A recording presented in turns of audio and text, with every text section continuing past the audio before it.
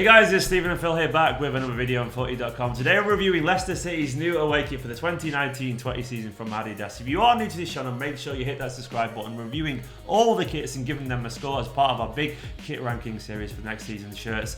So make sure you hit that subscribe button. We've got like loads basically. We've got United, AC Milan, Juve, Roma, Bayern, Chelsea, and just basically it's like 20 plus shirts that we've reviewed so far, so make sure you follow FOOTY.COM. Right, today is the turn of Leicester City. We've already reviewed their home kit this season, which we gave a score of, what was it, 70. And today is the turn of their away kit. Now, they actually released two away kits at once. One obviously is the third kit, but they termed them interestingly the away kits, which is obviously a rebranding of the shirts in general, the way they're perceived. But we're going to focus on the Germany light away kit, essentially. Yes. Phil, what is your thoughts on this shirt?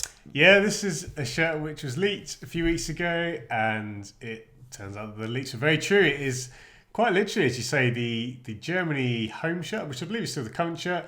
But what Adidas did as part of their teamwear range, and that's essentially their kind of stock templates, they did release the shirt as a template. So essentially, unfortunately, this is just a teamwear design, albeit quite a noticeable one, and a very interesting colour choice as well. So there's a few things to know about this shirt.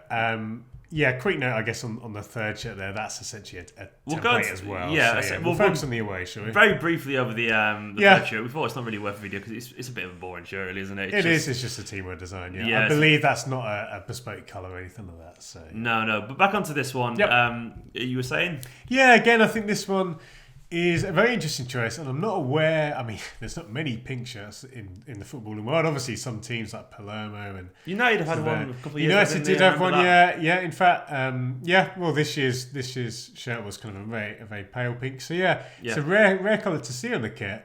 I'll be honest though, there's nothing really about it apart from the fact that I quite liked the Germany home kit. A lot of people said at the time that design, it didn't reach the heights of the original kit, the Italian 90 kit that it was based on. But it was still a very nice kit. I think it still was, yeah. I mean, superseded by the women's one for what it's worth. It was, that absolutely. And I think with this kit, obviously the fact that the sponsor goes across that design is an interesting clash, and you can't say it adds to the design. They've tried to incorporate it by making it all black. And I do appreciate that in the design, all the details are black. It's a very interesting. What's it called? A case. This one, because you see basically a very popular design, and all of a sudden you realise how underwhelming it can feel out of the right context.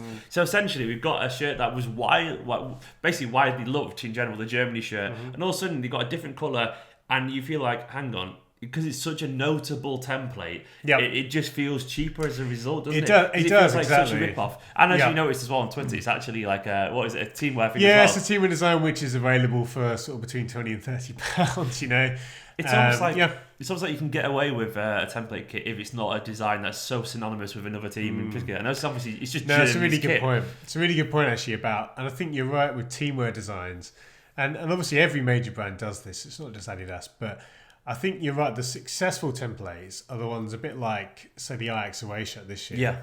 Now that's an example of a design which, yes, it is used for a few teams, but with Ajax you've got a bespoke colourway, which I think is really important if it's going to be a good shirt. It's not just an off-the-shelf shirt. And also, as you say, that design, it's relatively generic, but it doesn't have associations. And you're exactly right. You can't help but look at this and think, you feel ripped off, don't you? Look at it, don't you? It's weird because, I mean, if this was released on its own, people would go, fundamentally, it's a really nice pattern, whatever, but you can't escape the connotations. And also, the colour scheme isn't particularly complimentary for that style, is it? Really? I like what they've done with the crest, like the almost like monochrome vibe. That looks pretty nice. It does. And actually, even the sponsor, they've obviously tried. The shirt, by the way, putting it out there. That's sloppy from Adidas. Yeah, I think the funny thing is they've done as much as they can, because just the way that's aligned, it's basically as good as it can be. The crown is sitting in the middle of the middle band. The G ends at the middle of that break on the pattern. So they've basically done everything they could, and in that sense, you can kind of understand. And obviously, I mean, the other thing to say about this as well, without sounding a bit cynical, is that a pink shirt will probably sell well with female fans. I'm sure that was part of the marketing behind it. I think that's a very... I'm not sure that really... I think people are more wise to that kind of marketing these days. Do you reckon? I feel like it's the same with black shirts. Typically just sell well because they're black. It's not... I mean, yeah, you're probably right. That's not the primary reason, but... maybe, yeah. You can't help but think it was a factor, and I hope it's not the case, because obviously, it's not as simple as that. Yeah. But yeah, I think some of the shots as well.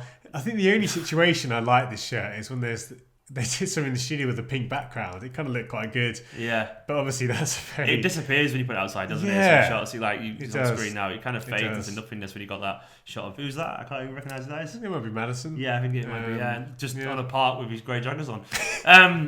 But yeah, this isn't a great shirt, really, is it? No. But it's weird though, isn't it? Because I guess it shows you.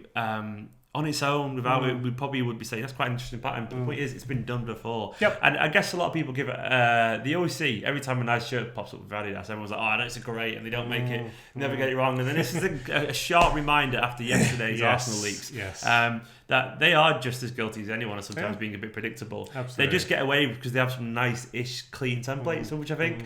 So in general. After some of the kits we've seen recently, this feels like a bit of a letdown, doesn't it? It's not a bad kit, obviously, technically. Yeah, I think it's just it's one of those where if there's only one or two other teams that have this design, I think that helps. It just happens. It's a world footballing power. Unfortunately, yeah, not only that, but you'll probably see it for a third shirt on away shirt for a couple of other English teams. So yeah. So these are our kit rankings we've got so far this season. AC Milan at 90, and then Roma just behind there. Roma's yesterday's video. Go check that out. Absolutely gorgeous, crazy, bold, different, and unique. And then we've got loads in the 80s, Leicester's in the 70s as well there, and Juventus and Southampton down the bottom. Where's this going, Phil? Yeah, this one is going to be in the bottom half. I think looking at the scores here, it might just escape the relegation zone. So I think, looking at some of these shirts, because for the prime reason it's a template, it's already capped. We mentioned Ajax, that's sort of the gold standard for the Ajax away shirt. So anyway, I think this one is going to be, probably edging Celtic. And the only reason I'd say that is because I think the Celtic design fundamentally wasn't very good, whereas this one, within the kind of, they've done well with the template. Yes. So I'm going to put it in the 60s, probably in the low 60s actually. I'll give it a 63. That seems fair to me. Yeah, and I think, it's the kind of shirt which... It's a watered down version of a great shirt, isn't it? It is, yeah, and at least for Leicester fans, your home shirt is a bit more interesting. So I think there's that, but yeah. Well, that's our score. Do you agree with that? And what do you make of the use of this template in this particular way? Do you like the colourway, all that kind of stuff? And don't forget as well, you can check out the Leicester City home shirt. I'll put a link in the card next to when we stop talking at the end of this video. This is FOOTY.COM. Make sure you subscribe if you're a big fan of kit culture and all that kind of stuff in general. Make sure you like this video, drop a comment. My name is Stephen, this is Phil, and we'll see you soon.